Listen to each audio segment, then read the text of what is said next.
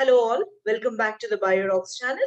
In this video today, I'm going to introduce you with the cellular respiration, ATP, NAD, and the need of oxygen in our cellular respiration process. Okay, so without any delay, I'm going to start this topic. This is one of the most interesting topics that has actually pulled me towards the biochemistry, and this is the cup of tea which I would like to sip. This is the most favorite topics of mine. I wish this is going to even pull you all towards the biochemistry. So the topic today I'm going to deal is going to be the cellular respiration. So children, cellular respiration के बारे में पढ़ने से पहले हम लोग पहले एक बार देखते हैं कि हमारा एटीपी क्या होता है. ओके, एटीपी को हम लोग डिफाइन करते हैं एज एडिनोसाइन ट्राइफॉस्फेट, है ना. सो ये एडिनोसाइन ट्राइफॉस्फेट को आप डिफाइन कैसे करते हो? This molecule is nothing but a high energy nucleotide. ये एक हाई एनर्जी न्यूक्लियोटाइड है. अब सबको पता है क्या है एक nucleotide. Okay, so this is a one which is going to be a high energy nucleotide. Okay, ATP के बारे में हम पढ़ रहे हैं, तो एटीपी हमको we need to find out कि ये किसके लिए चाहिए हमको. Why do we need ATP? Okay, the first thing is why do we need ATP. ATP हमको किसके लिए चाहिए? क्योंकि हमारे बॉडी में जो बायोकेमिकल रिएक्शंस चलते हैं जिनको हम लोग लिविंग प्रोसेसेस बोलते हैं. Okay, living processes. Okay, so this set of chemical reactions running in the living organism, they need some fuel up, right. इनको रन करने के लिए हमको फ्यूल चाहिए. जैसे कि आपको गैसोलीन चाहिए फ्यूल करने के लिए, वैसे ही हमारे बायोकेमिकल रिएक्शंस को फ्यूल करने वाला. सो बायोकेमिकल रिएक्शंस और living processes are fueled by whom? By the ATP molecule. Okay, तो हम ये देख रहे हैं कि हमको एटीपी क्यों चाहिए? क्योंकि we need to run the biochemical reactions. So from where are we getting this ATP? From where are we getting the ATP is another big question. ATP कहाँ से आता है हमको? इज जब हमारे एडिनोसाइन डाइफॉस्फेट, एक्चुअली हमारा cell जो है, हमारा cell will be using ADP. वो किसको यूज कर रहा है? एडीपी को यूज कर रहा है. वो क्या करता है? इसको एक फॉस्फेट मॉलिक्यूल ऐड करता है. ओके, एंड वो रिलीज कर देता है ATP molecule. This is how you are getting the ATP production in the cells. Okay, लेकिन ये एडीपी को आप इनऑर्गेनिक फॉस्फेट ऐड करते हो, लेकिन इसके लिए क्या चाहिए मालूम है? एनर्जी चाहिए. यहाँ पर we need energy to fix up this phosphate to the ADP to produce ATP. So ये energy कहाँ से आ रहा है? This is another question for you. So from where are we getting? This energy? This energy we are getting from where? We are getting it from a process in the cell which is being called as cellular respiration process. Yeah. Okay, are you understanding? So ATP is our energy currency molecule, and this ATP is required to run our biochemical reactions in the body. Okay, and we know that this can be prepared inside the cell by addition of an inorganic phosphate molecule to ADP, and we need energy to fix this, and we produce ATP, and this is happening in the cell during a process which is being called as cellular respiration process. Okay, so let me now come to what is cellular respiration. cellular respiration में हम क्या करते हैं? Usually हम हमारे food, okay, हमारा food क्या क्या देता है हम लोगों को? क्या देता है?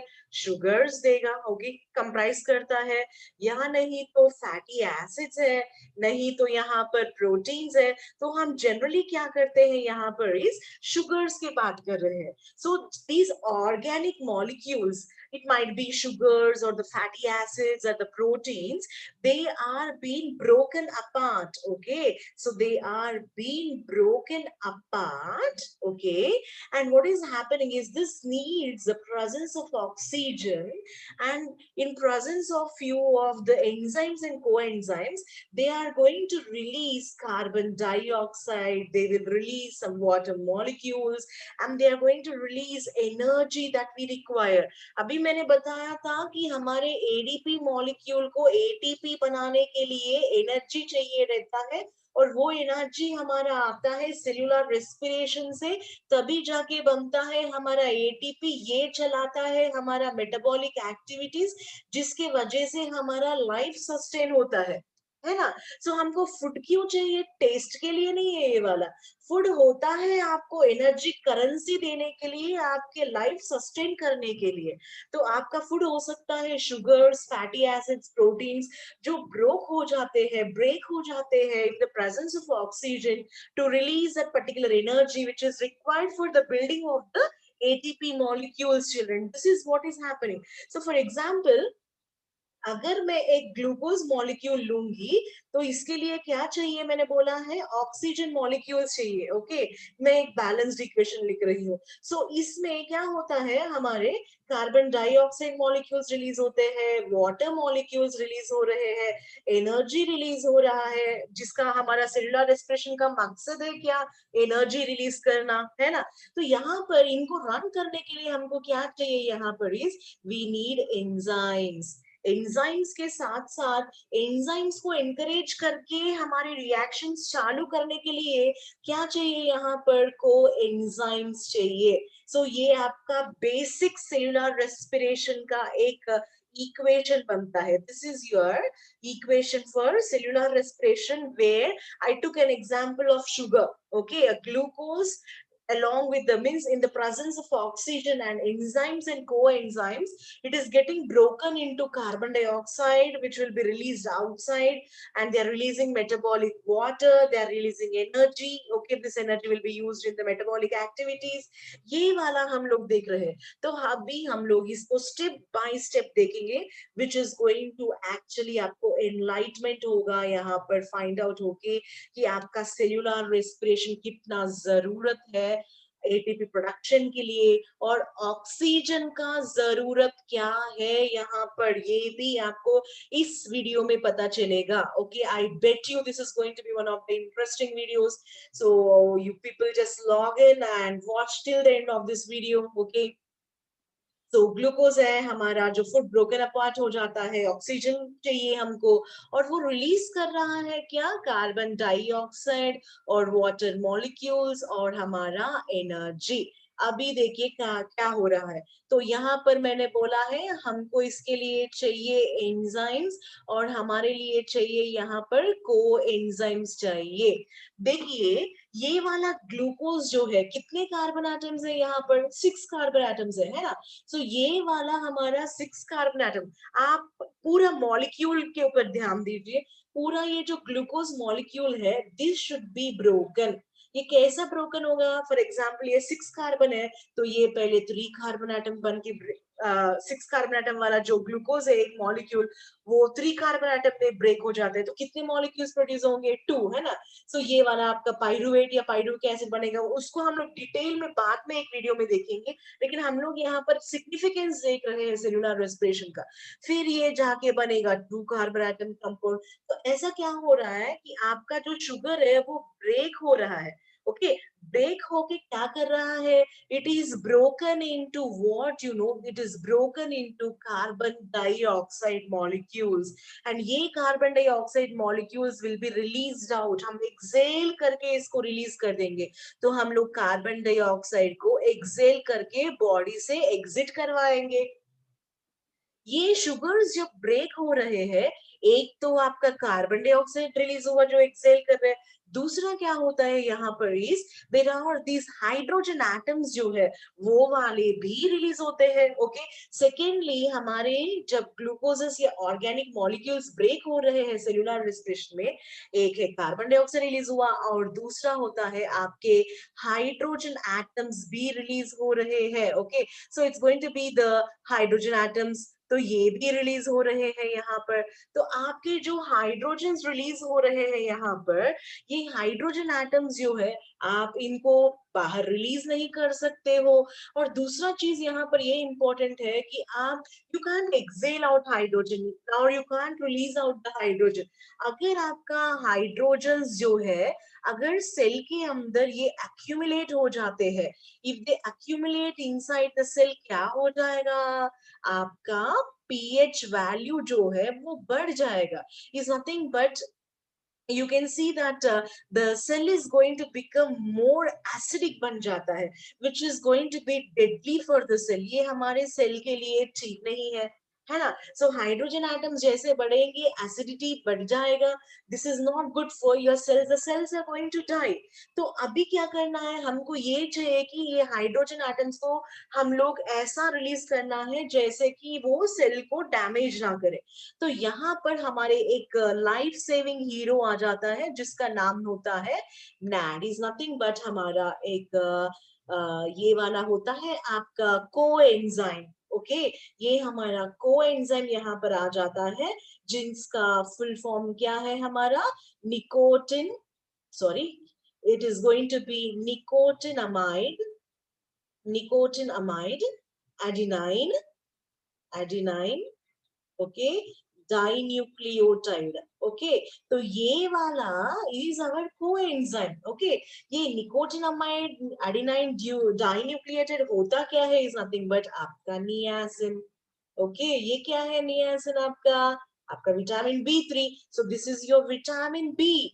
ओके, कोएंजाइम्स होते क्या है, कोएंजाइम्स होते हैं क्या, दे मे बी विटामिन्स और दे मे बी मिनरल्स। सो आपके सेल्यूलर रेस्पिरेशन में आपका विटामिन बी जो है, the niacin is none other than the NAD, that is nicotinamide adenine dinucleotide है। अगर आपने मिनरल्स का टॉपिक पढ़ा होगा तो आपको ये भी समझना चाहिए कि आपके फूड में एनर्जी है, लेकिन उस एनर्जी को यूटिलाइज करने के लिए क्या करना पड़ेगा, the energy has to be release from the food. कौन करेगा, विटामिन बी कॉम्प्लेक्स करते हैं। विटामिन बी कॉम्प्लेक्स कैसा कर रहा है, being a coenzyme in the cellular respiration. Okay, so अभी ये नैड क्या करता है, एनएडी बहुत स्मार्टली ये जो हाइड्रोजन एटम्स यहाँ पर रिलीज हो रहे हैं उन हाइड्रोजन एटम्स को वो ट्रांसफर करता है। देखिए कितना मजा है यहाँ पर।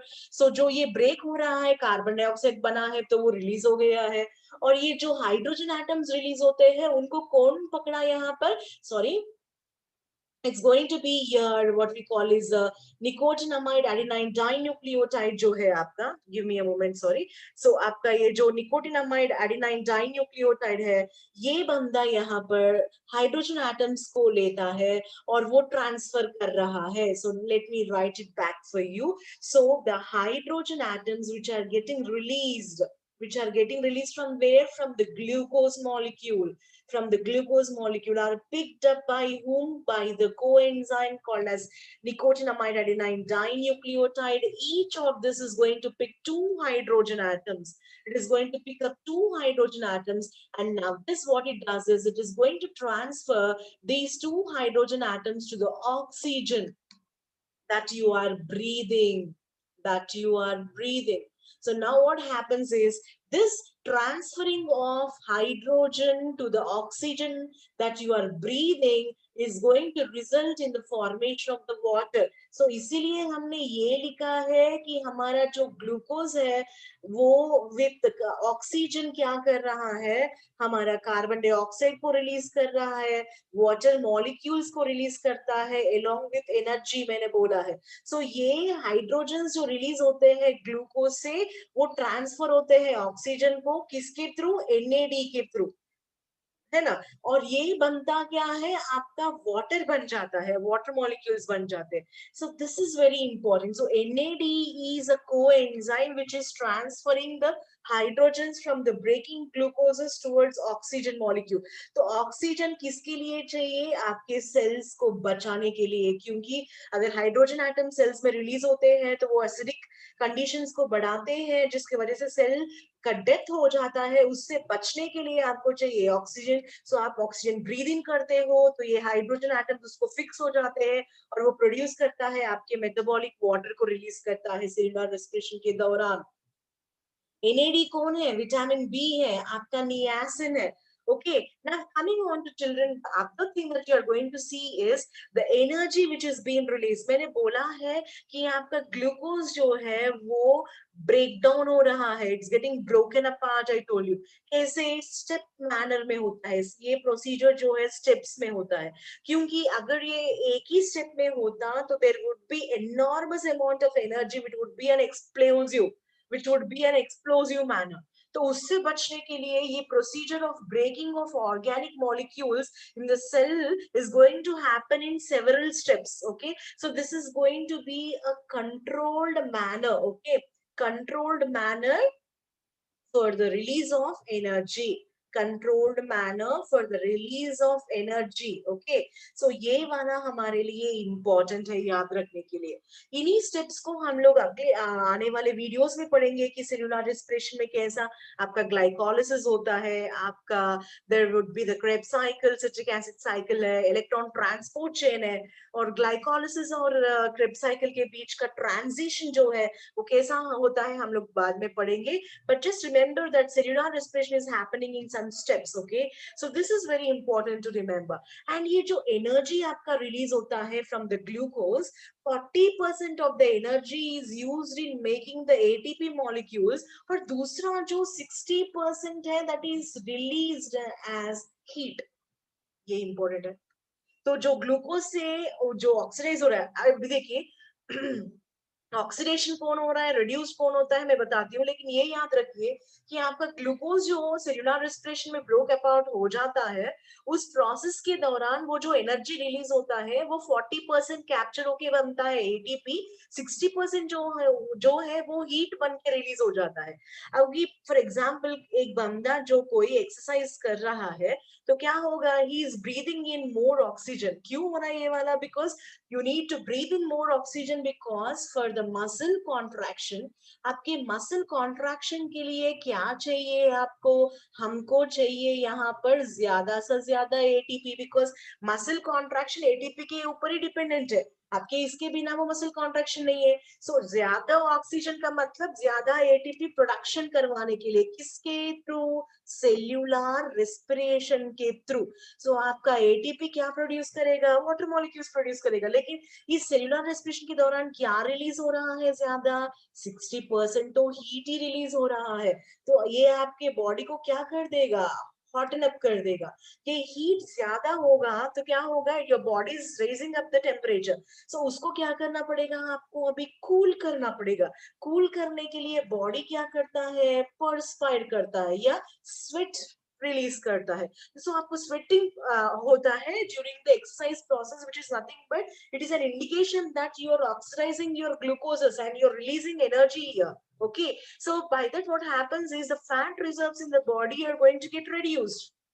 ओके, ये वाला एक प्रोसीजर चालू है यहाँ पर। सो जस्ट रिमेम्बर चिल्ड्रन, अभी और एक बार हम लोग ये इक्वेशन लिखते हैं देखने के लिए कि हम लोग इसको ऑक्सीडेशन रिडक्शन ऐसा टर्म्स क्यों दे रहे हैं यहाँ पर। तो ये किसको, एंजाइम्स है यहाँ पर, को एंजाइम्स चालू है। एंजाइम्स कौन है, प्रोटीन से बने हैं। ओके, और ये रिलीज कर रहे हैं आपकी कार्बन डाइऑक्साइड, ये रिलीज कर रहा है वाटर, ये रिलीज कर रहा है आपका energy that is ATP which is required for the metabolic activities. देखिए ग्लूकोज जो है वो ब्रेक हो रहा है and he is releasing what outside, carbon dioxide out.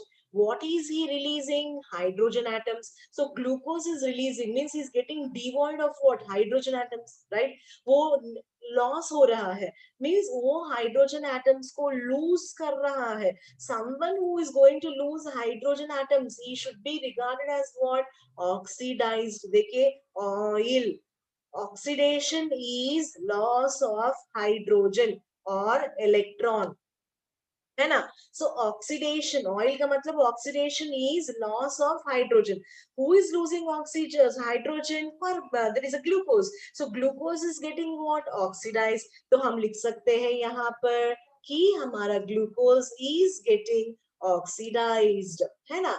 Then secondly क्या हो रहा है देखिए, who is getting reduced? Oxygen को हम लोग ने क्या बोला यहाँ पर, हमारा NAD जो है वो टू हाइड्रोजन एटम्स को एट वंस ऑक्सीजन को देता है, वो रिलीज करता है क्या? वाटर. तो हाइड्रोजन एटम्स किसको ऐड हो रहे हैं? ऑक्सीजन को. तो ऑब्वियसली आपका ऑक्सीजन को हाइड्रोजन ऐड अप हो रहे हैं, तो उस रिएक्शन को हम क्या बोलेंगे? रिड्यूस्ड, जिसको हम लोग बोलते हैं rig. Reduction is gaining of hydrogen or electrons. So oxygen is getting reduced, glucose is getting oxidized. ये सब चीजें मैजिकली यहाँ पर होते हैं. So this is nothing but the cellular respiration process, children. And remember that this glucose is enough to produce the 38 ATP molecules here, and 60% of heat energy also, right? That heat is being released out, maintaining your body temperature. Okay, so there is some specific body temperature for you, 98.6 degree Fahrenheit. आता कहाँ से है ये वाला? आता है आपके cellular respiration के दौरान आता है. ये याद रखिए चिल्ड्रन, मैंने बोला है कि आपका ATP जो है वो मेटाबॉलिक रिएक्शंस को फ्यूल अप करता है. कैसे हो रहा है? इस आपके एडिनोसाइन कितने फॉस्फेट्स के साथ लिंक्ड है? यहाँ पर आपके 3 फॉस्फेट्स के साथ. ये टर्मिनल फॉस्फेट बॉन्ड को जब हम लोग क्लीव करते हैं तो क्या रिलीज होगा? एनर्जी रिलीज होगा, जो हम लोग किलो कैलोरीज में देखते हैं. अभी देखिए, आपका ATP से एक इनऑर्गेनिक फॉस्फेट मॉलिक्यूल को ब्रेक करना पड़ेगा ना ADP बनाने के लिए. सो ATP will be converting into what? ADP. और क्या रिलीज कर रहे हो? Inorganic phosphate. और क्या रिलीज करते हो? एनर्जी रिलीज करते हो. अभी मुझे बताओ, ये ATP से एनर्जी को रिलीज करवाने के लिए कुछ चाहिए आपको? हाँ चाहिए. कौन चाहिए यहाँ पर? एक एंजाइम है जिसका नाम है ATPase, और एक कोई एंजाइम चाहिए जिसका नाम है कैल्शियम आयन. ये कौन सा आयन है? डाइवैलेंट आयन है. ओके, सो मैंने पहले ही बताया था कि विटामिन को, मिनरल्स को हम किस में कंसिडर करते हैं? कोएंजाइम्स में. सो आपको ATP से एनर्जी रिलीज करवाने के लिए भी क्या चाहिए? आपको एंजाइम्स और कोएंजाइम्स चाहिए यहाँ पर. ओके, समझ में आया आपको? तो आपके ग्लूकोजेस ऑक्सीडाइज हो रहे हैं, हाइड्रोजन को लूज कर रहे हैं, वो हाइड्रोजन को ऐड किया जाता है ऑक्सीजन के through through your coenzyme which is NAD, which is a vitamin B niacin, और जिसके थ्रू आपको वाटर रिलीज होता है. और ये एनर्जी कहाँ से आ रहा है? You should ask A question. ये एनर्जी आता कहाँ से है? Do you know? बिकॉज आपके ग्लूकोज में जो कार्बन, हाइड्रोजन, ऑक्सीजन है, उनके कोवैलेंट बॉन्ड्स ब्रेक होने की वजह से एनर्जी रिलीज हो रहा है, are been broken, so the energy is getting released out. ये है वो वाला एनर्जी जहां से आप रिलीज करते हो 38 ATP molecules. There you should be raising up a question that, देखिए ऑलरेडी आपको पता है आपके ग्लूकोज में, फैटी एसिड्स में, अमाइनो एसिड्स में, प्रोटीन्स में एनर्जी है, फिर why should we convert that energy into ATP? है ना. इसका सिंपल एक एनालॉजी क्या है पता है आपको? अगर आपके पास 100 रुपीज है and you need to purchase what you call is chips packet of 5 rupees worth, आप 100 रुपीज नहीं दोगे, 5 रुपए ही देना पड़ेगा. तो वैसे ही एक glucose molecule will have more energy than one ATP molecule. And you are very smart, your cells and body are very smart कि how much currency or how much energy they need to. So जो pennies या coins हैं आपके लिए, जो आप खर्च कर रहे हो, notes नहीं, तो वो वाले होते हैं आपके ATP molecules, जैसे आपके change आपके लिए काम आता है. तो वैसे भी एटीपी मॉलिक्यूल्स है आपके बॉडी के अंदर, समझ में आया? सो योर ग्लूकोजेस और फैटी एसिड्स और प्रोटीन्स आर बीन oxidized, इसका मतलब है they are losing hydrogens and they are getting reduced by an NAD to water molecule, and breaking down of the covalent bonds is going to release what? Energy for you, which is getting released in form of ATP, which is used again in a metabolic reactions, and some of it has been released as a heat energy. Okay, I hope this video was interesting for you as it was interesting for me when I have learned my biochemical, what you call is biochemistry, when I was in 11th standard. Okay, so I wish that you children please just go through this particular video well and understand the concept ki क्यों होता है, कैसे होता है, किसके लिए होता है, आप survive होते हो कैसे, और वो फूड और वो मिनरल्स क्यों चाहिए, वो विटामिन क्यों चाहिए हम लोगों को सर्वाइव करने के लिए. This is one of the finest and the simplest aspect through which I can explain you all these things. So if you like this video, please hit the like button and try to please do comment in the comment section how you like this video. And I ask you all children to please share this channel to many, because this is going to help many people, and please do subscribe my channel too. Okay, thank you all. Thank you. Thank you.